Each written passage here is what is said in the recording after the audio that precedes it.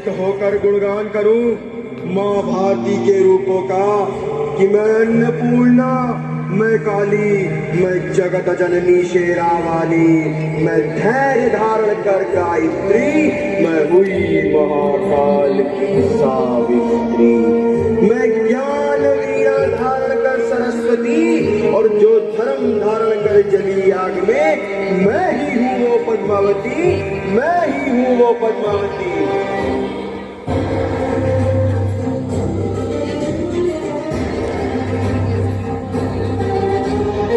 इतिहास के पन्नों में प्रख्यात छत्राणी की कहानी, सिंघल की राजकुमारी पद्मावती।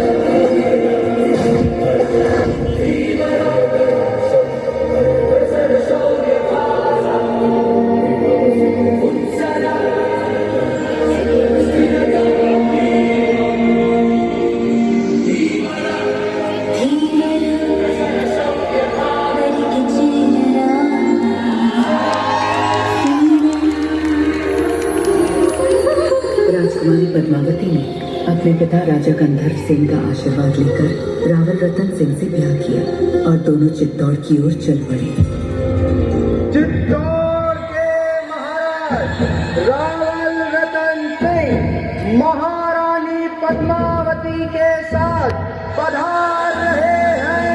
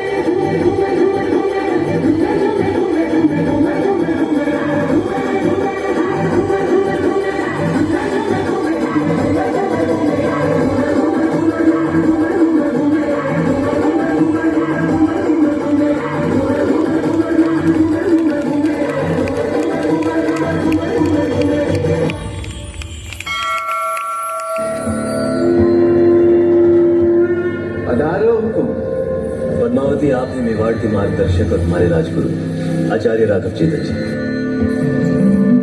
अलौकिक सौंदर्य है आपका। सौंदर्य ही नहीं, गुण और समझ की भी धनी है हमारी रानी साहब। सुना है युद्ध नीति की भी जानकार है। जी, रणभूमि में सबसे बड़ा शस्त्र क्या है? हिम्मत। जीवन में सबसे कठिन घड़ी परीक्षा के बाद परिणाम की। और सबसे बड़ी भेंट आशीर्वाद।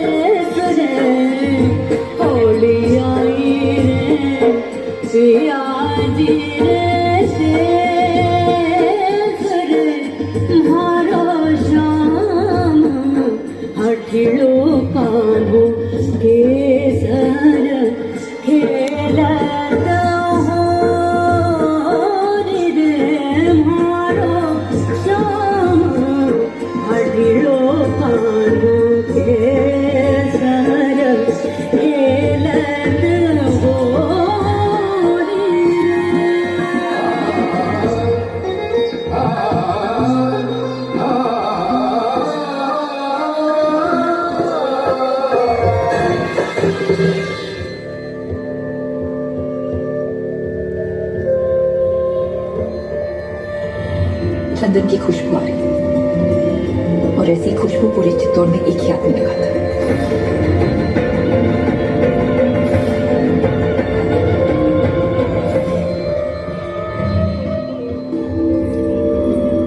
आधी रात में सिपाही भेज के इस तरह बुलाने का मतलब क्या है? एक अपराधी को सजा देनी है राजगुरु।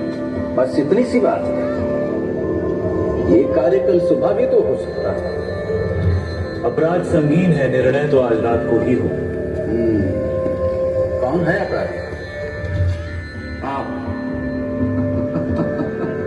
जिसकी पवित्रता की सौगंध सारा मेवाड़ खाता है वो अपराधी। जिसने रावल रतन सिंह को सिंहासन पर बैठना सिखाया है वो अपराधी। क्षमा कीजिए राजगुरु, हमने आपको गुरु समझा, विश्वास किया, चंदन समझकर माथे पर लगाया, पर आप तो चंदन से लेकर सांप निकले। अगर हम चाहें तो इसी वक्त आपका सर कुचल सकते हैं, पर ब्रह्म हत्या हमारे उसूलों के खिलाफ। ले जाइए इन्हें कारावास में, कालकोठरी का अंधेरा इनकी आंखों को स्वयं सिखा देगा। क्षमा करे रावल साहब, पर हम कुछ कहना चाहते हैं। जिसकी मिट्टी में मिलावट हो जाए उसे मिट्टी से दूर कर देना ही न चाहिए। इनके अपराध की एक ही सजा हो सकती है, देश निकालना। वही इस सिक्के का दूसरा पहलू, सुकृत्यों से ज्यादा कुकृत्यों से पहचानने जाने वाला, हर नायाब चीज पर अपना हक मानने वाला दिल्ली का सुल्तान अलाउद्दीन खिलजी।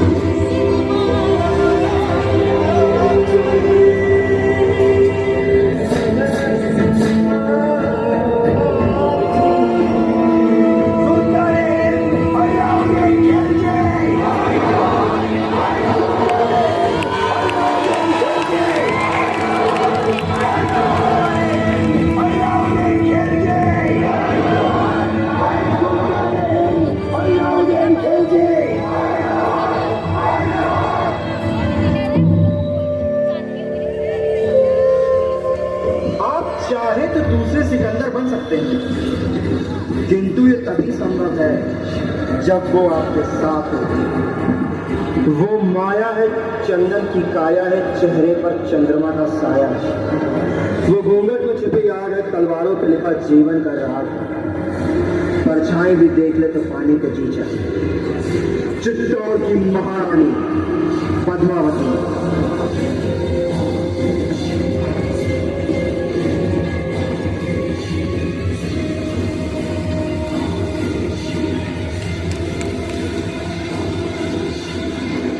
कामुक हिंसा से गिरा अलाउद्दीन ने चली दोस्ती की चाल। मिलना चाहता था वो चित्तौड़ की सबसे अनोखी शान से।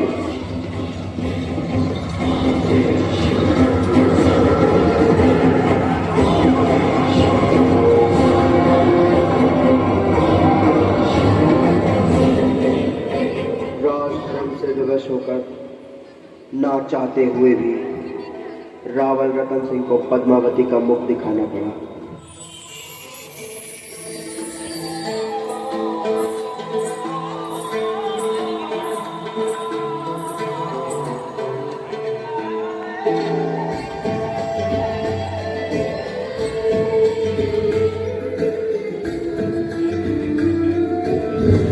तुम जा सकते हो। हाँ, जा तो सकते हैं।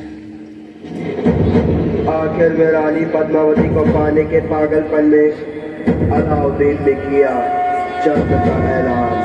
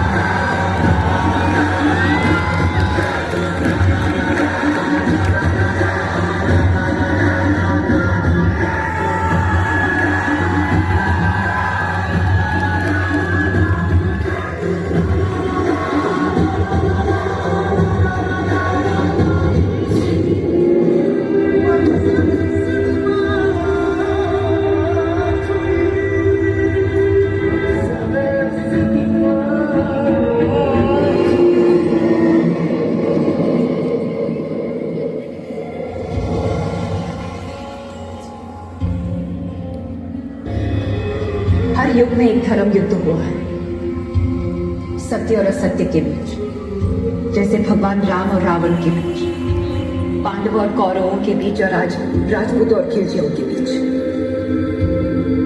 और हर युग में जीत केवल सत्य की हुई है। आज अगर रणभूमि में लड़ते हुए हमारे वीर अमर हो गए तो भी शत्रु जीतेगा नहीं। चित्तौड़ के आंगन में एक और लड़ाई होगी जो ना कभी किसी ने देखी ना सुनी होगी, और वो लड़ाई हम शतरानियां लड़ेंगे। जिस अग्नि को साक्षी मानकर साथ जीने और मरने का वचन लिया था, उसी पवित्र अग्नि को हम फिर जलाएंगे। सौंप देंगे अपने आप को साथ में, साथ मिलकर जौहर करेंगे। हमारे शरीर को पाने की लालसा रखने वाले शत्रु के हाथ हमारी परछाई तक नहीं लगेगी। ये शरीर राख हो जाएगा, पर अमर रहेगी राजपूती शान, हमारे उसूल, हमारा स्वाभिमान। और ये ही अलाउद्दीन के जीवन की सबसे बड़ी हार होगी।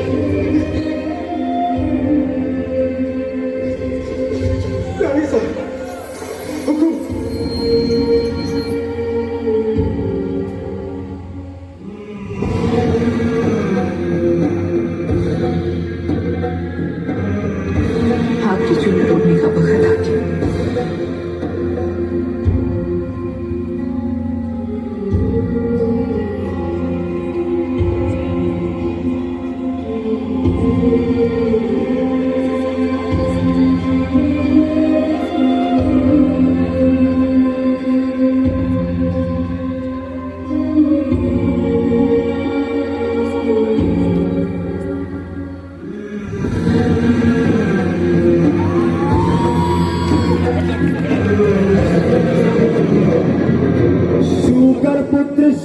से लड़ने चले हैं, गीदड़ों की भांति छलने चले हैं। मेवाड़ के केवल वो सपने सजाएंगे, छल के भी रण वो जीत नहीं पाएंगे।